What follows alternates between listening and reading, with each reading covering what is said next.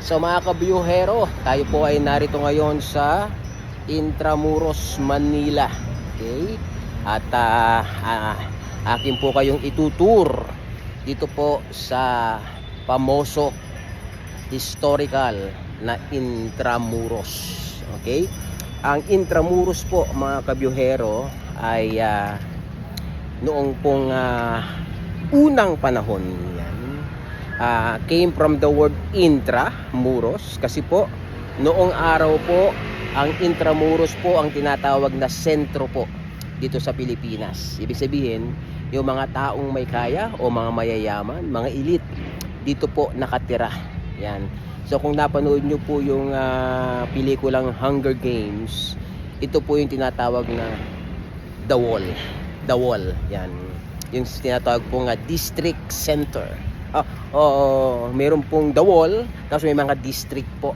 Noong araw po, dito po sa Intramuros, yung pong nasa loob, okay, ng wall ng Intramuros, sila po yung mga may kaya.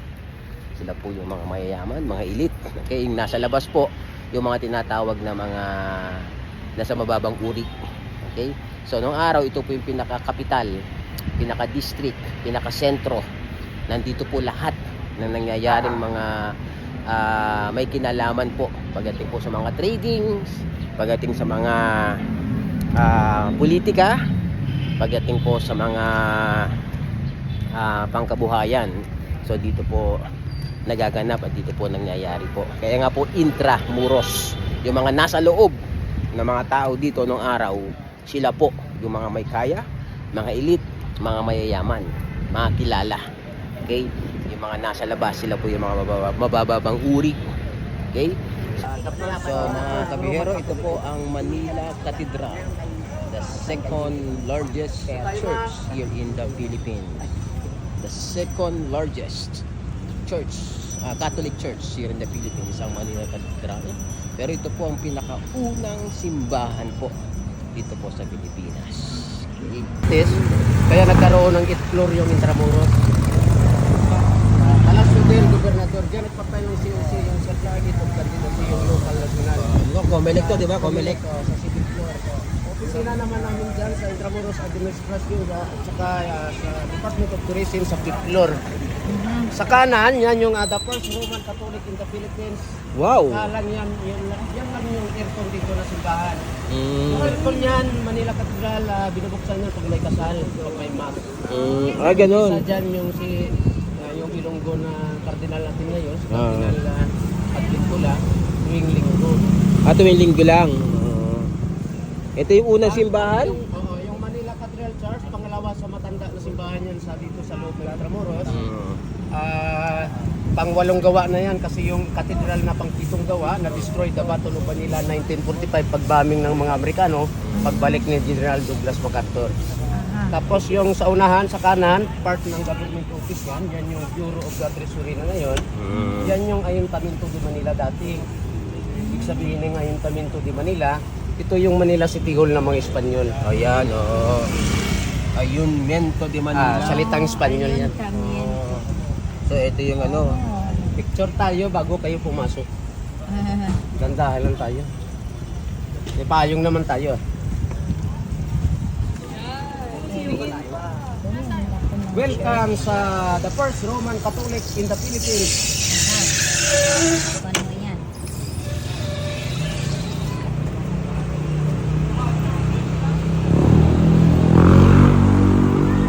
Yung pinakamatandang simbahan dito sa Pilipinas. Okay.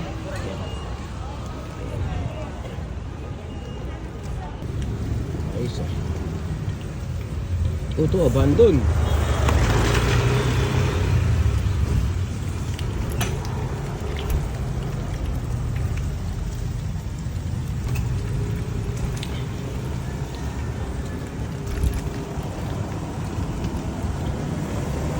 Ito naman pong building na to, nag-i-export po ng mangga yan.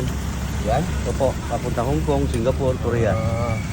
China po may-ari dyan. Pwede bumili dyan, kuya? Hindi po. Ay, hindi. Hindi sa nagtingi. Palasyo del Sana. Opo. Ito naman po, bahay Pinoy.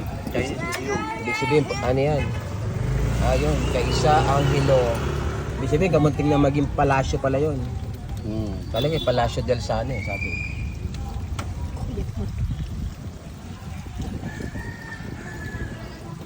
Ito, banda, no?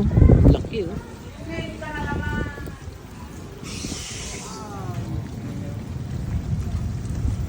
Ito po, dito po nakalibing na 100,000 people. 100,000 Ano people. Po? Manila Memory. Dito po natin nakalibing. Magtipon-tipon tayo doon Hira ng World War. History ng Istorya daw, mag-istorya ng how it came about. Ito, Oo, dito natin. ito. Okay, watch mo, Father. Donate ng umbrella na.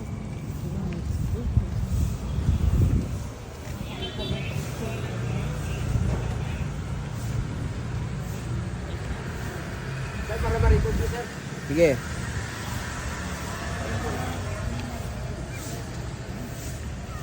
Oh, So yung Memories of Manila about the Battle of Manila in 1945, pagkaming ng mga Amerikano, pagbalik ng General Douglas MacArthur, Yeah. ito yung Memories of Manila. Only 1 month, February 3 to March 3, 1945, the Battle of Manila. 100,000 men, women, children killed during the Battle of Manila. Bata, matatanda, yung mga apo nila, nagsusunod, yung mga Pilipino, or mga children, tatanda, dyan ay pinagsama-sama sa loob. So, tinawag na ngayon na capsule. So, sa loob na ng isang buwan yan, pagpaming ng mga Amerikano. That's another side tayo dito. Ito yung mga nadamage the Battle of Manila 1945. Ito yung Malate, Pasay, Mandaluyong, Tondo, Paco, Ermita. Lahat ito nasa labas ng Intramuros. Kasi yung Intramuros, mayroon ito wall na paikot. Yung wall na yun na nag-built ng 1571 from Spanish government, ang Intramuros 64 hectare, 4.5 kilometers. Saka yung meaning ng Intramuros, inside, Muros, wall. Intramuros, inside the wall. So all of this in inside of wall. Bago ka pumasok ng Intramuros, dadaan ka muna ng arko, ng wall. So during Spanish time sa loob ng Intramuros, meron dito 7 churches, 6 university. All university is destroyed. The 6th church is destroyed, kasama yung Manila Cathedral Church. San Agustin Church, this is, ito yun lang yung nakasurvive panahon ng the Battle of Manila. Ito yung isa sa Intramuros after war, ito lang yung nakatayo, San Agustin Church. This is San Agustin Church, the oldest stone church in the Philippines, built 1571. Saka ito yung simbahan na dineclared sa Pilipinas na pinakamatanda na simbahan sa buong Pilipinas. UNESCO World Heritage Site, Baroque. Tapos mamaya, yung left side na to na tower na damaged by earthquake 1880s. Tapos may San Agustin Museum mamaya sa right side. Sa museum, dun makikita yung buntod ni Juan Luna. Tapos sa San Agustin Church naman dito naman inilibing yung the founder of Spanish Manila, Miguel Lopez de Legazpi Church.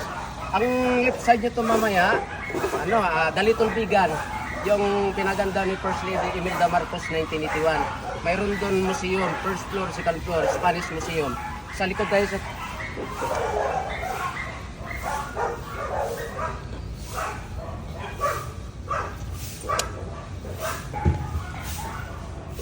Mayroon dito tawag time capsule to be open on this coming February 18, 2045. Bubuksan itong capsule, i-check kung sinong magbabayad sa damage the Battle of Manila, kasama na yung Second World War, Japan or American. Mga na-damage nila dito. Time capsule, i-open sa 2045. Abutan pa na dun, sir? Wow, sana buhay pa ako niyan. Saglit lang yung year 3000. Dito, balik tayo Maganda sa pakinggan yan. Lamborghini. Puntahan natin yung San Agustin. Wow, San Agustin Church.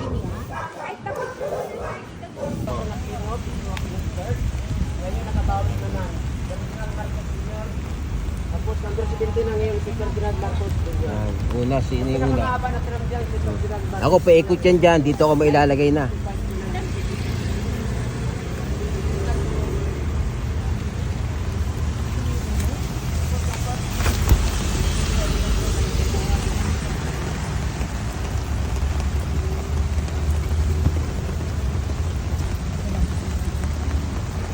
Kaya po dati sila po ng PMA. PMA. Ngayon po sa Baguio na sila. Bakit na nga, o dito pala sila dati. Dito po galing. So, yan tayo pinupunto sa main Pilibet. Yung kagaya nito. Lagi ko yan nakikita. Yung po shooting yung isang tadya. Panood niyo po. Ah, dito. Nice ah. So, kuya, nagputa dito mga Japanese soldiers. Yamashita dito. Ano? Ito ba yung Moralia. Yan na naman po yung gamit nila na iwan. Yung big Japanese cannon. Yeah, so, ito yung napuntahan natin. 1941 to 1945. Haba na yun. Haba po yan. Yung Intramuros po, napaligiran po ng ganyan. Dati po, kahoy lang po yan. Ah, kahoy lang yan. Kahoy lang po yan. Kaya mabilis pong naipasok na napasok ng mga pirata. Turan mo, sir. Tuturan mo kayo. Ah, Tuturan nyo ng mga hapon. ah. Pang-aro-turon. Ulan. Ferdinand Marcos po. Oo, yan na po. Ito pala, dati pala itong kahoy lang. Opo, kahoy na po dati yan. Pag sa likod po niya, lahat ng tubig po lahat yun. Kaya sabi maraming lamok, kaya nilagyan ng lupa, kaya ginawang golf. Oo nga, golf course nga pala yan. The Wall of Intramuros. Hindi po ng Jericho. Intramuros. Ang pamantasan ng lungsod ng Maynila, PLM. Dito nag-aaral si Palito. Nag-aaral. So, dito po tumatambay ang mga Hapon ng araw. Yan. Yan, upo po sila dyan sa, nakatayo po sila dyan sa ibabaw sila. Yan. Habang hawak-hawak po nila yung kanilang mga baril na may bayoneta.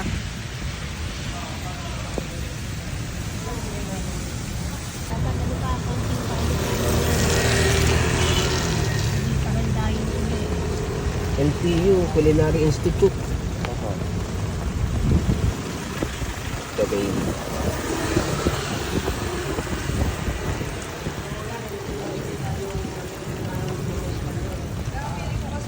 Diyan sana sa taas, kung nila maulan, diyan po makikita yung Fort Cannon. Ah, dyan. So, Baluarte de Dilao. Yan, dyan. Yan po dati umaakyat ang mga kanyon.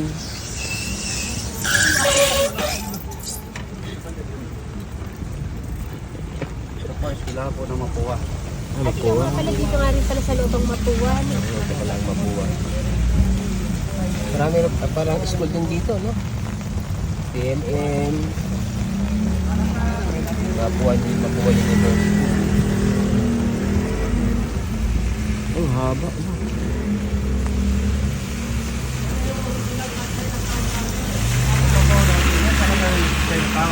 Ito, noon, oh. Diyan po yung ano eh, Mm. city. Mm. Ayan po yung Chinatown. Ito ang Chinatown noong araw.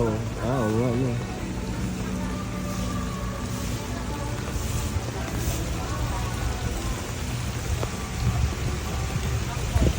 So dito pala nangyayari ang ano, ang trading between Chinese people. Lyceum of the Philippines. LTU. Oh, anong dami dito ah. Dito pala ang ano. Go Pirates!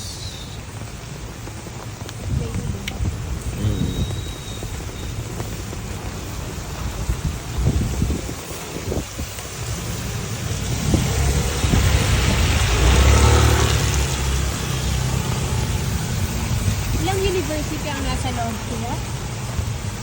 Mapua, Lyceum, PLN. AMN, Western Wall, Elitran. San Juan de Letrán. Oh, yung sa luwan dito rin. Letrán. Diyan po dati nakatira lahat ng Chinese. Dito, Sa loob po. sa loob niyan. Ayos ah. Ito kasi yung pinaka-sentro ng araw eh. Kaya pala yung construction. Dito. Yan talagang original talaga ng McDonald's, mga Chinese food talaga yan. Talaga. Sa Starbucks sa Chelsea.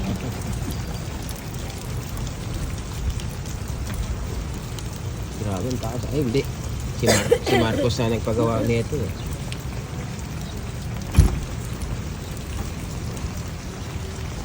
Kaya talaga nagpagawa mo.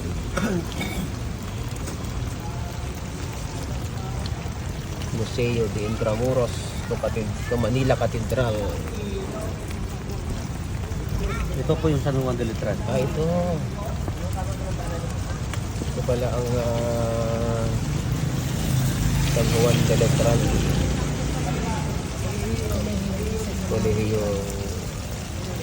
Letran. Colegio de Santa Rosa. Ah, Santa Rosa. Politika.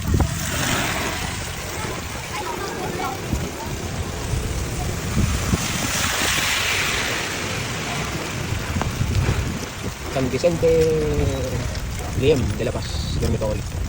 Para siguro dito, lapis sa school. Lapis sa school. Tirahan po ng mga players ng Letran. Ah, dyan. Dyan pala sila ang mga varsity players. Letran. Ito magiging Kaya, ang alam ko ng buhay dyan, yung KF kasi government.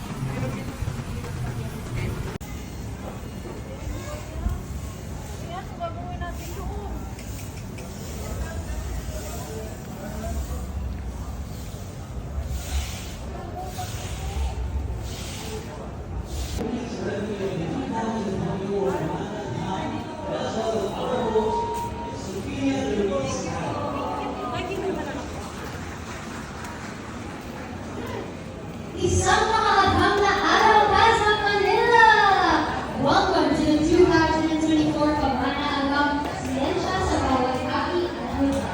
This event is created in partnership with the DOS Philippine Central Research Institute, Department of Tourism, Intramuros Administration, and partnerships with the City of Manila. We are currently live here at the Rocky Wakas Manila Plaza San Luis Office, Intramuros, Manila for the 2024 Pamana Agam. So this event is also being live streamed via the official Facebook pages of DOST Philippines and DOST National Capital Region. As part of DOST NCR's campaign, this year's activation of Pamana Agam carries with the incidensya sa bawat aking which aims to transcend Ito ang ginamit na balon ng mga Espanyol. Kung sila ay nagpuputa dito. Dito sila kumukuha ng tubig at kanilang iniinom. Pero ngayon po ay hindi na pwede dahil marumi na siya.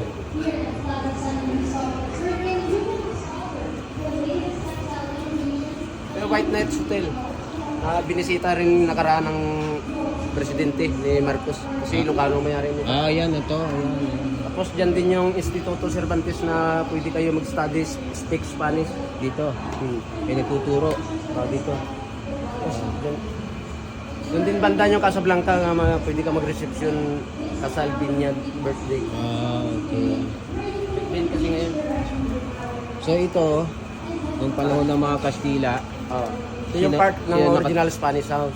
Bahay ng mga Espanyol, ng mga mayaman ng Intramuros. ito. So dito nakatira ang mga elitista nung panahon ng mga Spanish era. Okay, yung mga Espanyol. Mga mayayaman.